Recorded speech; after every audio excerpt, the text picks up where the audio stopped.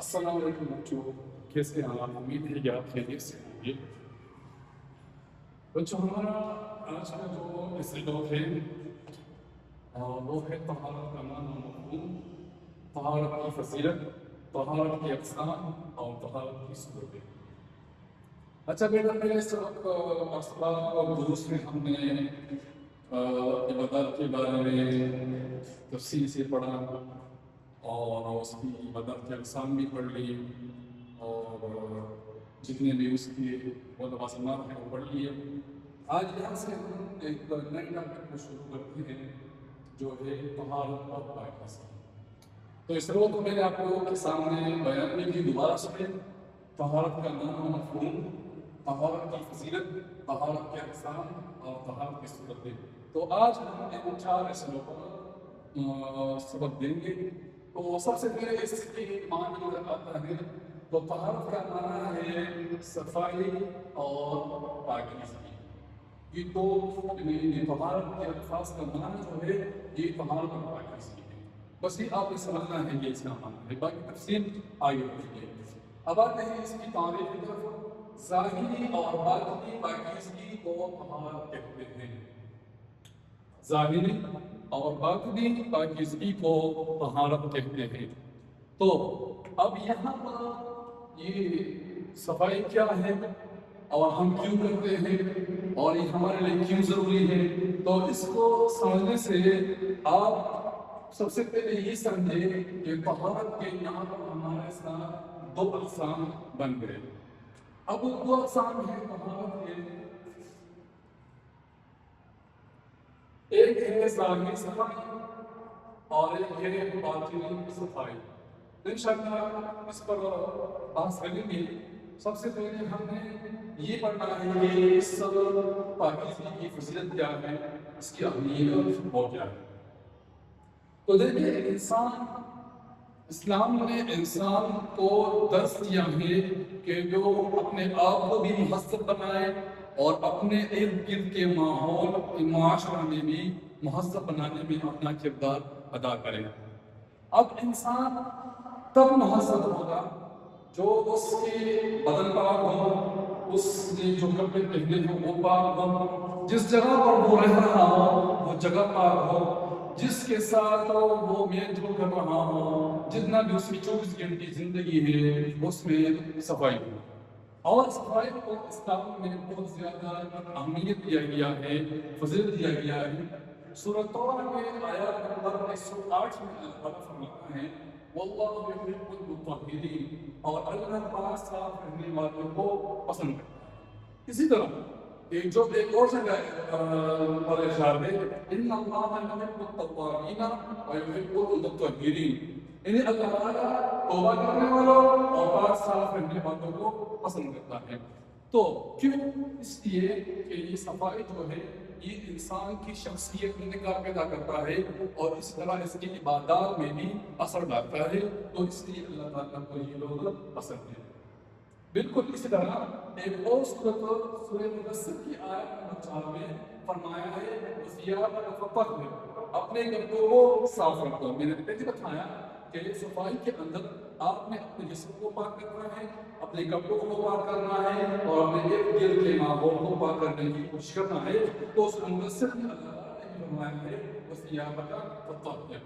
اسی طرح یہ تو ہمیں قرآن کی آیات سے پتہ چل گیا۔ اسی کے ساتھ ساتھ حضور اللہ صلی اللہ علیہ وسلم کی احادیث میں ہمیں طہارت اور پاکیزگی کا درس دیتا ہے۔ صحیح مسلم میں حدیث نمبر 534 میں حضور اللہ صلی اللہ علیہ وسلم نے فرمایا ہے الطہور شطر الایمان، یعنی صفائی ایمان کا حصہ ہے۔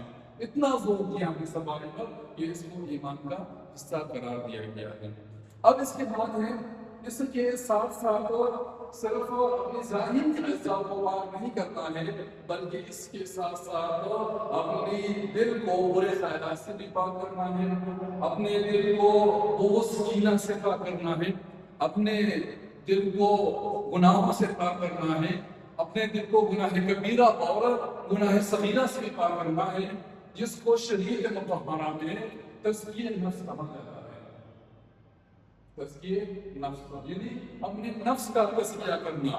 جس طرح کہ ہم اپنی ظاہری جسم کو پاک کرتے ہیں تو بالکل اسی طرح بھی ہم اپنے باطنی جسم کو پاک کرتے ہیں. قرآن میں اس کا تذکرہ ہے قد افلح من تزکیٰ، یعنی قد افلح من زکاہا، کامیاب ہوا جس نے صفائی اختیار کی، جس نے نفس کو پاک کیا وہ کامیاب ہوا. اب یہاں پر میں نے آپ کو لکھا بھی تھا کہ طہارت کے 2 اقسام ہیں، تو اب یہاں اس جگہ سے آپ کے لیے وہ اقسام واضح ہو گئے ہیں کہ ایک ہے ظاہری پاکیزگی اور ایک ہے باطنی پاکیزگی. ظاہری پاکیزگی وہ ہے کہ اپنے ظاہری بدن کو پاک کر رہا ہے، اپنے جسم کو پاک کرنا ہے گندگی سے، غلاظت سے، یا مثال کے طور پر کسی پیشاب وغیرہ سے، خون وغیرہ سے اپنے جسم کو پاک کرنا ہے، تو اس کو کہتے ہیں ظاہری صفائی. اس طرح باطن کو بھی صاف کرنا ہے. لیکن باطن کی صفائی تو پانی وغیرہ سے نہیں ہوتی، بلکہ باطنی صفائی جو ہے وہ انسان کے دل اور نیت سے ہوتا ہے. اس طرح ہوگا کہ ہم اپنے دل کو، اپنے دل اندر جو ہماری اعضاء ہیں، جو اس کو برے خیالات سے پاک کرنا ہے، اس کو حسد سے پاک کرنا ہے، اس کو کینہ سے پاک کرنا ہے، اس کو کہتے ہیں تزکیہ نفس. اور انسان کے لیے جس طرح ظاہری طہارت حاصل کرنا ضروری ہے، بالکل اسی طرح اس کے لیے تزکیہ نفس کرنا بھی ضروری ہوتا ہے. اب آتے ہیں اپنی آخری جو ہمارا ایسے لوگ ہیں دوسری طرف آتے ہیں طہارت کی صورتیں. تو طہارت کی 3 صورتیں ہیں.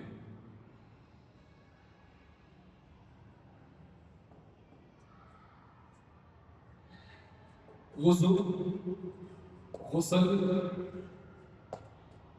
اور تیمم. ہمارے پاس صفائی حاصل کرنے کے لیے 3 صورتیں ہیں. ان 3 صورتوں کے ذریعے سے ہم صفائی حاصل کر سکتے ہیں. تو اس میں سب سے پہلے ہے غسل. اچھا، قرآن مجید میں بار بار نماز کے لیے وضو کا حکم آیا ہے. اس طرح قرآن مجید کو چھونے کے لیے بھی پاک کرنے، وضو کرنے کا حکم آیا ہے. تو اس سے پہلے ہم جان لیں کہ وضو کیا ہوتا ہے اور اس میں کیا فرائض ہوتے ہیں، اس کے کیا احکامات ہیں. وہ سب سے پہلے وضو کو پڑھتے ہیں. وضو اپنی جسم کو، اپنی خاص اعضاء کو پانی سے خاص ترتیب سے دھونا ہے. خاص اعضاء کو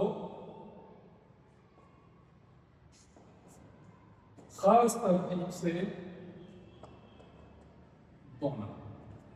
اب یہاں پر وضو میں خاص اعضاء واضح کر رہے ہیں. اس خاص اعضاء سے مراد یہ ہے کہ وضو میں آپ نے پورا بدن نہیں دھونا ہے، بلکہ خاص اعضاء کو دھونا ہے اور وہ خاص ترتیب سے دھونا ہے.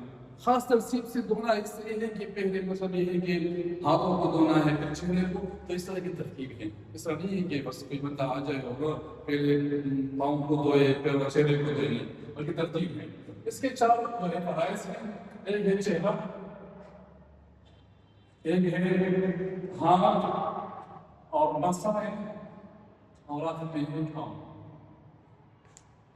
چہرے کی اپنی حدود ہے، اور چہرے کا حدود جو ہوتا ہے جس انسان کو ہم دیکھتے ہیں تو اس کے چہرے کو 2 چیزیں ہمیں دکھتی ہیں، اس کو چہرہ کہتے ہیں. مثال طور پر یہ کانوں کے درمیان اور پیشانی اور توڑی کے درمیان جو جگہ ہے اس کو دھونا، یہ وضو کے اندر فرض ہے. پہلے ہاتھ کو دھونا. اب ہاتھ کو دھونا خاص ترتیب سے، خاص حالات نہیں ہے کہ ہم نے ہاتھ دھو لیا ہو، یہ نہیں، بلکہ اس گھٹنوں تک جو ہے، کوہنیوں تک اس کو دھونا ضروری ہوتا ہے. اگر اس سے تھوڑا سا حصہ بھی رہ گیا تو آپ کا وضو نہیں. پھر ہے مسح کرنا. مسح سر کا ہوتا ہے اور سر کی چھٹائی حصے کا مسح وہ ضروری ہے. اور آخر میں بھی پاؤں دھونا، تو پاؤں کا جو ٹخنا ہے اس تک پاؤں دھونے کو یہ بھی فرض ہے. اب اس کے بعد آگے آتی ہے غسل. غسل اچھا، وضو میں ہم یہ بات کرتے ہیں، وضو میں یہ ہے کہ جو انسان وضو میں چہرہ دھوتا ہے تو اس کے چہرے کے گناہ دھل جاتے ہیں. جب ہاتھ دھوتے ہیں تو ہاتھ کے گناہ جو ہے وہ دھل جاتے ہیں. جب پاؤں دھوتے ہیں تو پاؤں کے گناہ وہ دھل جاتے ہیں. اب اس کے بعد یہ غسل غسل کا مطلب ہے کہ اگر آپ کو کوئی ایسی نجاست جو ہے لاحق ہوئی ہو جو وضو کے ذریعے سے وہ صاف نہیں ہوتا ہو تو پھر آپ کے لیے غسل کرنا ضروری اور لازم ہوتا ہے۔ شریعت کے بتائے ہوئے طریقے کے مطابق صفائی حاصل کرنے کو غسل کہا جاتا ہے۔ جو شریعت نے طریقہ بتایا ہے اس کے مطابق صفائی حاصل کرنے کو غسل کہتے ہیں۔ غسل کا فائدہ ہوتا ہے کہ انسان کی بدن سے پسینے کی بدبو کا خاتمہ ہوتا ہے۔ اس طرح انسان کے جسم میں نکاح پیدا ہوتا ہے، یعنی وہ عبادات کی طرف اس کا شوق اور بھی بڑھ جاتا ہے، تو اس لیے غسل کرنا انسان کے لیے ضروری ہے۔ اب تیسرا نمبر پر ہے تیمم۔ اس کی ضرورت جو ہے وہ ہر وقت نہیں پڑتی، اس کی ضرورت کہیں جگہ پر پڑتی ہے، وہ جگہ جس طرح پر پانی نہ ہو یا پانی ہو لیکن انسان کو استعمال کرنے سے اس کے بدن کو خراب ہونے کا نہ ہونے کا اندیشہ ہو تو اس وقت میں ہم تیمم کر سکتے ہیں۔ قرآن میں اللہ تعالیٰ نے فرمایا فَلَمْ تَجِدُوا مَاءً فَتَيَمَّمُوا صَعِيدًا طَيِّبًا، اگر آپ پانی کو نہ پائے تو پھر آپ مٹی سے تیمم کریں، صفائی حاصل کریں۔ تو اگر تیمم تب ہوگا جہاں پر پانی نہ ہو، پھر اس کے اپنے احکامات ہیں، کب تک پانی کو تلاش کریں گے، کس ٹائم تک تلاش کریں گے، وہ تفصیل سے بات ہے، لیکن ہم یہاں پر لفظ کے معنی سمجھیں۔ پانی نہ ہو یا پانی سے انسان کا بدن جو ہے وہ خراب ہونا ہو تو وہ تیمم کر سکتا ہے۔ اور تیمم کس چیز سے ہوتا ہے تو مٹی سے ہوتا ہے، اور جو چیزیں زمین کے جنس سے ہوں تو اس پر تیمم کر سکتے ہیں۔ طریقہ کیا ہے؟ اس میں دھونا نہیں ہے بلکہ اس میں صرف ضرب لگانا ہے اور پھر اپنے چہرے کو اور اپنے ہاتھوں کو وہ ضرب کے ذریعے سے مسح کرنا ہے، یہ تیمم کا طریقہ ہے۔ صحیح؟ اب جتنی صفائی ہم نے بیان کی، طہارت کے اقسام وغیرہ بیان کی، تو یہ جو ہے شریعت کے احکامات ہیں، پھر اس کے اپنے آداب ہوتے ہیں اور فوائد ہوتے ہیں، اور انشاءاللہ وہ اگلے سبق میں انشاءاللہ پڑھیں گے، اور تب تک کے لیے کافی۔